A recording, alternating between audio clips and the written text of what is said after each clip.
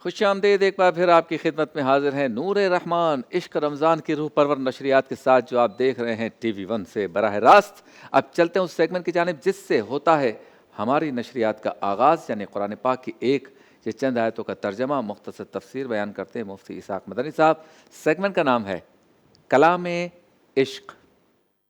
غیر کی یاد میرے دل سے بھلائے رکھ۔ کلام عشق میں آج مفتی اسحاق صاحب بیان کریں گے جن آیات کو یا ان کے ترجمے کو یا ان کی تفسیر کو، ان کا موضوع ہے وعدہ پورا کرو۔ جی مفتی صاحب۔ بسم اللہ الرحمن الرحیم۔ اللہ تبارک و تعالیٰ نے قرآن پاک میں ارشاد فرمایا وَأَوْفُوا بِالْعَهْدِ إِنَّ الْعَهْدَ كَانَ مَسْئُولًا، فرمایا کہ اور اپنے وعدے کو پورا کرو، بے شک وعدے کے بارے میں تم سے سوال کیا جانا ہے۔ ایمان والوں کی صفات کو اللہ تعالیٰ نے سورہ مؤمنون کی ابتدائی آیات میں جب بیان فرمایا اور یہ ذکر کیا گیا قد افلح المؤمنون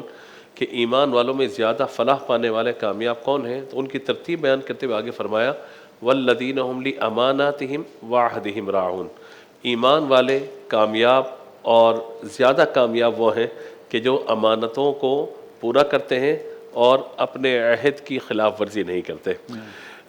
ہم قرآن پاک میں جب ان آیات کا مطالعہ کرتے ہیں تو عہد وہاں پہ دو تین طرح کے بیان فرمائے گئے۔ ایک عہد تو وہ ہے کہ جو ایمان والا اپنے رب سے کرتا ہے کہ میں اب کلمہ گو ہو گیا، لہذا اب میں کفر یا شرک نہیں کروں گا اور اللہ تبارک و تعالیٰ کے احکامات کی فرما برداری کروں گا۔ تو اس اعتبار سے مسلمان کے لیے سب سے بڑا عہد یہ ہے کہ اپنے رب سے جو اس سے وعدہ کیا کہ گمراہی سے، کفر سے اور شرک سے بچوں گا، تو سب سے پہلے اسے اس کام سے بچنا ہے۔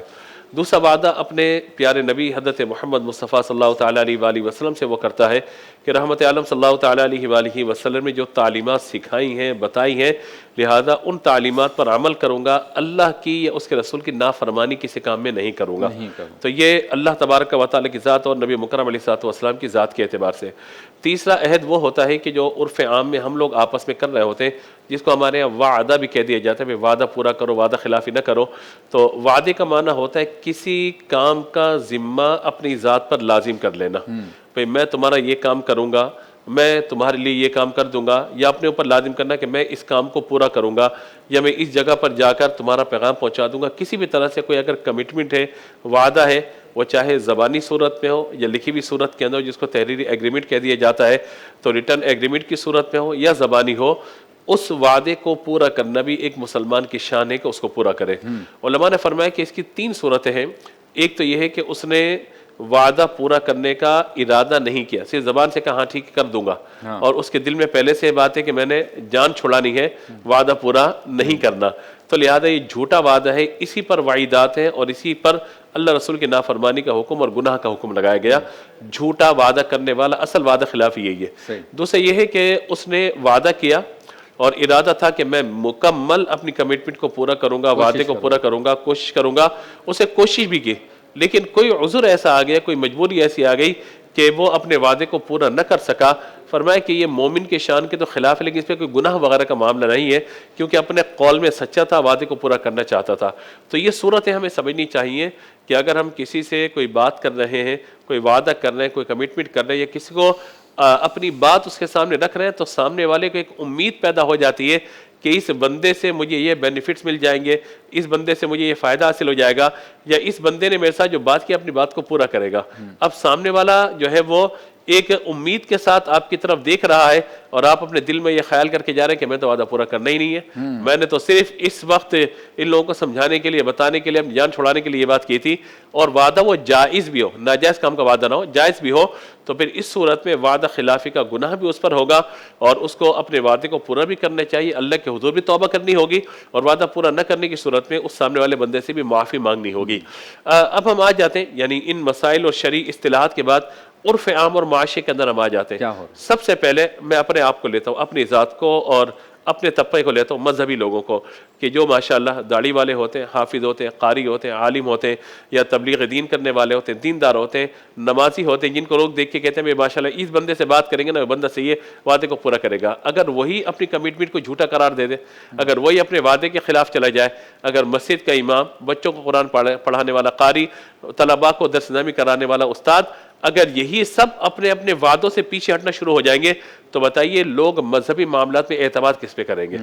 آج بہت ساری ایسی باتیں ہوتی ہیں کہ جو لین دین کے معاملات میں ہوں یا دیگر چیزوں کے معاملات میں وعدہ کیا جاتا ہے، لیکن بعض اوقات ہم یہ دیکھتے ہیں کہ مذہبی طبقہ بھی اس وعدے کو پورا نہیں کر رہا ہوتا. اگر کوئی عذر ہے تو الگ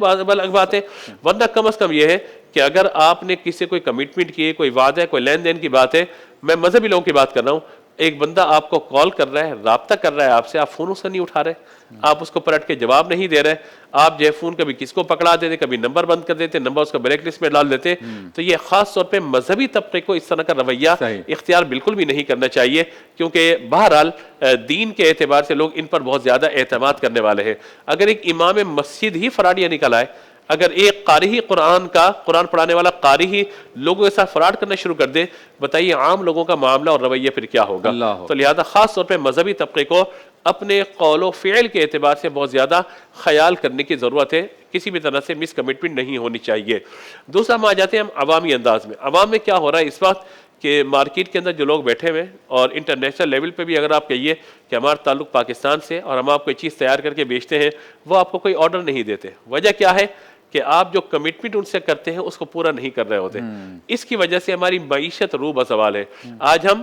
بڑے بڑے اداروں سے، IMF سے، دیگر جگہوں سے ہمارے سیاستدان قرضہ لینے کی بات کرتے ہیں کہ قرضہ مل جائے تاکہ اکانومی ہماری بہتر ہو جائے، معیشت کسی پٹری پہ چڑھ جائے اور ہمارا کاروبار یہ بہتر شروع ہو جائے، لوگوں کو ہم فیسیلیٹیٹ کرنا شروع کریں، ان کے لیے سہولتیں فراہم کرنا شروع کریں. لیکن معاملہ کیا ہے؟ عوام تو جو کر رہی ہے وہ کر رہی ہے، آپ لوگ اپنے قول میں پکے نہیں ہیں، آپ لوگ اپنی کمٹمنٹ پہ پکے نہیں ہیں، آپ لوگ اپنے معاملات میں سیدھے نہیں، جس کی وجہ سے آپ پر بھی، یعنی جو بڑا طبقہ ہے اس پر بھی باہر کے لوگ اعتماد نہیں کر پا رہے. تیسرا یہ ہوتے ہیں ہمارے سیاستدان جو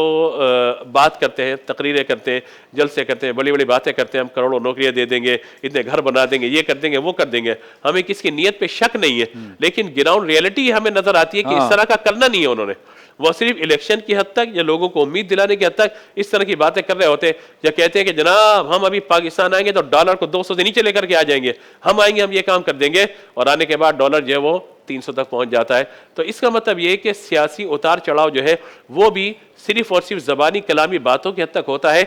عمل درآمد عملی میدان میں ہمیں نظر نہیں آ رہا ہوتا. اب ہم آئے خلاصہ ساری بات کو سمیٹنے کے طور پر، تو اب ہم یہ دیکھیں کہ نبی مکرم علیہ الصلوۃ والسلام نے فرمایا کہ آیت المنافق ثلاث، یہ کتاب بخاری شریف میں